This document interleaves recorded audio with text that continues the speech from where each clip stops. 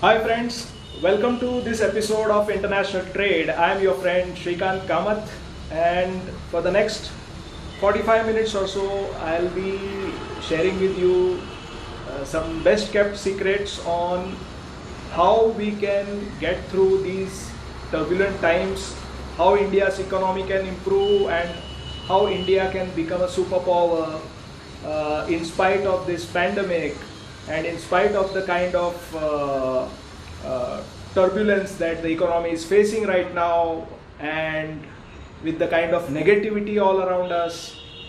In spite of that, how we can boost our economy and how we can actually grow uh, to a, I mean, whatever trillion economy that we are aspiring to become. So hold your horses. Next 45 minutes, you are going to find out how that is possible. And trust me, what I am going to share with you today is really doable and achievable, and is going to earn the country a fortune in the next 10 years or so. So take my word for it. And so here we go. Friends, in fact, let me share with you some statistics. Whatever we have been seeing in the past 4 or 5 months of this financial year in the country, uh, it has been very bad for the economy. In fact, the industrial output is down by 20% at least, and the demand is of course down, so is the production, and the GDP of the country is expected to shrink by about 6% in financial year 2021. So that in itself, if it's not bad news, I don't know, what it can be, because the country was already, the economy was already sluggish just at the start of the new financial year in April, and we were already facing turbulent times, and on the top of it now we have this pandemic. We had a very prolonged lockdown for almost 2.5 months, and then even in spite of the economy unlocking, we all know that we are still struggling, although some are working from home, and still people are maybe they are working from home and they are doing their best, but we all know that countless millions and millions of people have lost their jobs. In fact, if you want to know the figures, some estimates are about 14 crore people, or probably 140 million people in the country have lost their jobs, and almost 100 million people have had to have had pay cuts in the past 3 months or so. So you can imagine how bad the situation is at the ground. And for businesses, for industry also, things are not going to be bright in the next 9 months or maybe a couple of years down the line, precisely because the government had to come out with bailout packages, economic packages. The government also has spent a lot of money on containing the pandemic, and somewhere obviously someone has to pay from their pocket, and it is going to be India's industry. The businesses, the organized sector, the unorganized sector, all of them will have to pull in to bring the economy back on its track, and which means that tax rates are going to increase, tax regime is going to become more stringent, you are going to have more prosecution, you are going to have more scrutiny, and these kind of things. So businesses are going to have more heartburn for the next couple of years at least. That is my reading of things. And so doing business in India is also not something which is going to be a kind of something that people are going to look forward to. Just like any other business across the world in these turbulent times, people really are finding it tough, and everyone is wanting to find some kind of a panacea, some kind of a solution to this problem. Even the government, for that matter, government is also helpless. It is not that government is getting some kind of a pleasure in taxing the businesses more and extracting more money out of existing businesses. Of course, but governments also need to run the show, run the economy, and somewhere they will have to find some new sources of collection or probably augment their sources, and that is why they would have no option left. So in these times, even government wants to know what could be the solution to their problems as well. And this presentation today is going to provide one of the options or one solution which I believe personally that it is going to be a big success or a big success story if really everyone gets serious about implementing it and is very going to do it very carefully, and if there is a proper well thought out plan and strategy, I am going to share that plan also in today's episode. So without wasting much time, let's try to find out what all we have on today's show. Friends, we are going to discuss today, obviously India has been had a very comfortable time on cross-border trade in free trade agreements. So we are going to find out what exactly is ailing India's trade deals. Then we are going to find out more about why this topic of today's episode or today's presentation, that Africa, the solution to India's problems post COVID, India's economy can be resurrected only with the help of Africa. How does Africa figure in these, India's plan to become probably by far the second largest economy in this world? Perhaps, how do we do it with the help of Africa? So that is what probably we are trying to find out today. We will also be discussing, I have my own wish list of 5 African countries which I believe India should focus on initially, and then gradually Africa recently has had a big, a watershed trade deal. The entire African continent, the African Union, all the countries have been a part of that trade deal, so India can very well negotiate with that new trade bloc which has been formed. So that is the crux of today's episode. And finally, how does the Indian government come in the picture? What kind of policy changes need to be made, and how the government also needs to invest, has to have its skin in the game, is also something which I am going to talk about. So eventually it is not just businesses who have to make investments, but also the government needs to invest, and then we will have this success story of India's economy in the next 3 or 5 years. And that's all that we have on today's show. So friends, let's get started. Let's talk about, as I was sharing with you, about the economic distress in India right now. Friends, also you should know that India's free trade agreements that India has had over the past 10-15 years, India has not really been happy with how the trade agreements have turned out for the country. India's trade deficit has increased with all those partner countries with whom India has had those trade agreements. What is a free trade agreement? For that matter, those who do not know what a free trade agreement is, basically free trade agreement at the crux or at the heart of a free trade agreement is trading between two countries or trading between two blocks without having to bear the burden of customs duties, so probably lesser customs duties. So in that sense, there are no tariff barriers per se between the two trading countries. So that is the first point, the inflection point in any free trade agreement, that you reduce your customs duties or you reduce the tariff barriers. You also reduce or also eliminate non-tariff barriers. Free trade agreements are also about non-tariff barriers. What are non-tariff barriers?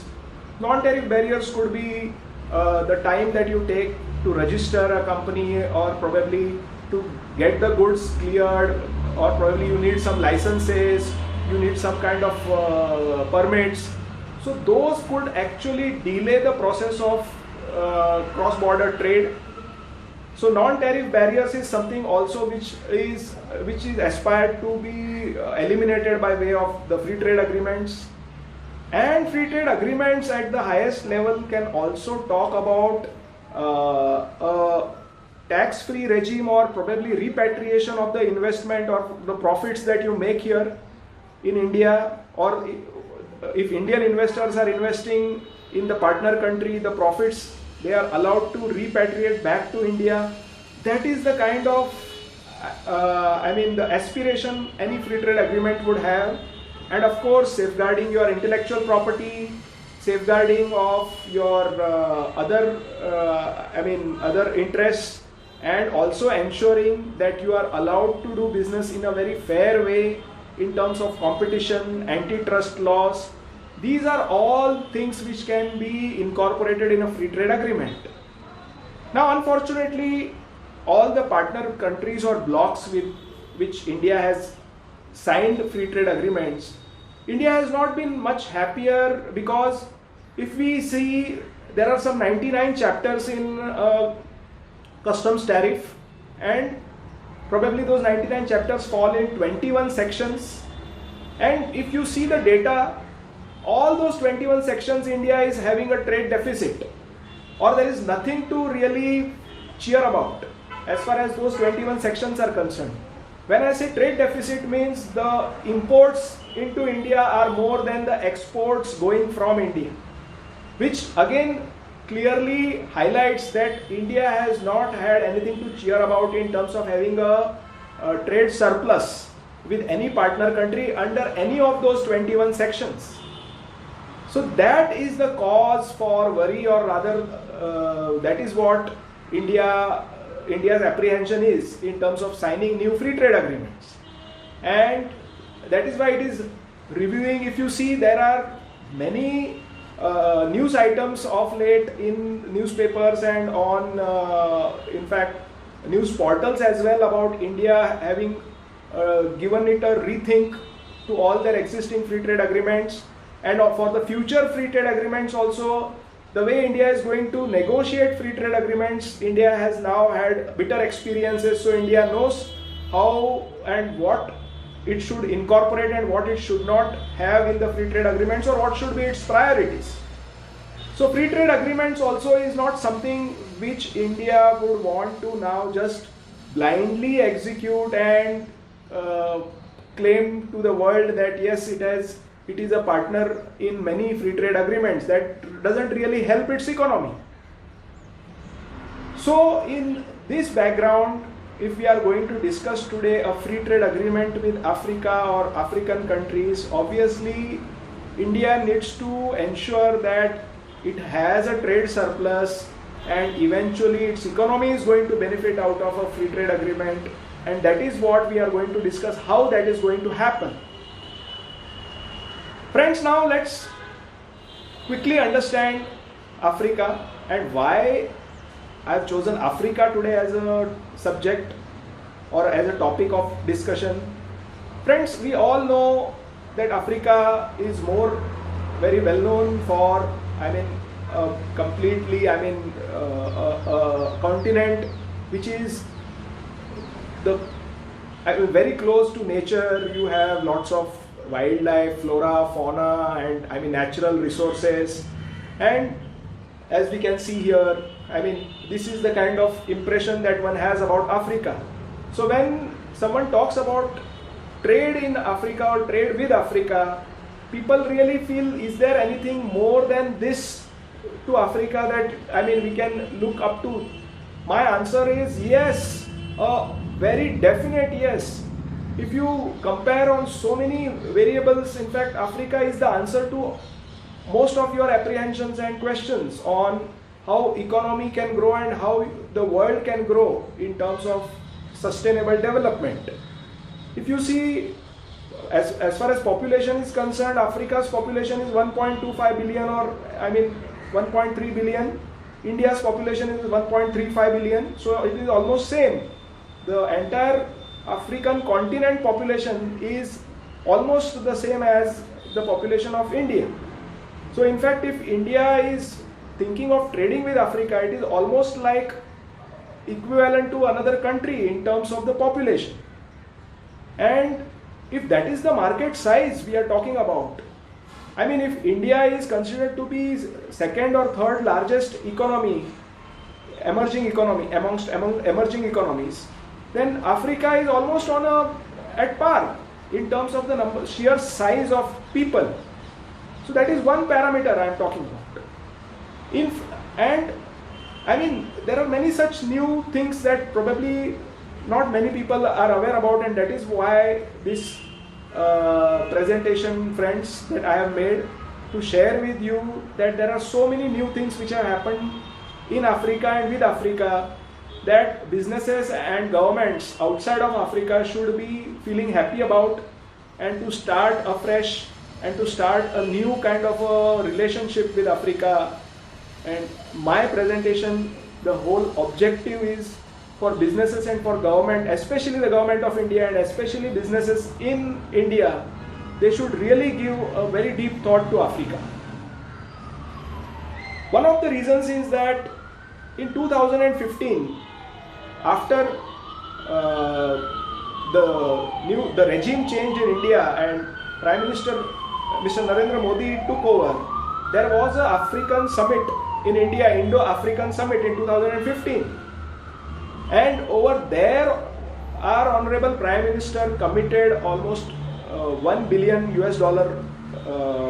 funds for education purposes, for electrification, for spreading the telecommunication network in Africa.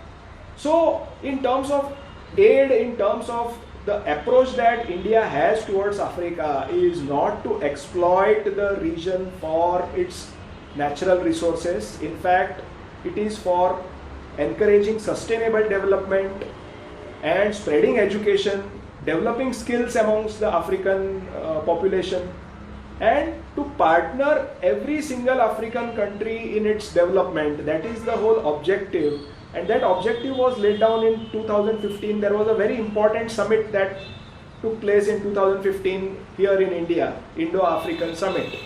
So if you really look at that, that could be the starting point of a new phase in Indo-African relations, trade relations. The second biggest development is the formation of the African Continental Free Trade Area. I don't know, I mean, if in India we have considered GST as one of the, landmark events that have happened in this decade, I think a far bigger, greater event has happened on in Africa in March of 2018, when 44 countries came together to sign the African Continental Free Trade Area Agreement. And after that, another 11 countries also have signed, 30 plus countries have ratified the agreement, and it has been put into force from 30th of May 2019. So what is this? In fact, the African Free Trade Area, Continental Free Trade Area Agreement is going to be a watershed in the history of the African continent as far as the trade within Africa, intra-African trade and inter-Africa trade as far as Africa's trade with other countries and trade blocs is concerned. So this is a phenomenal event that has happened, and I am going to discuss these two, as pivots. I am going to keep these two pivots and discuss points around it today.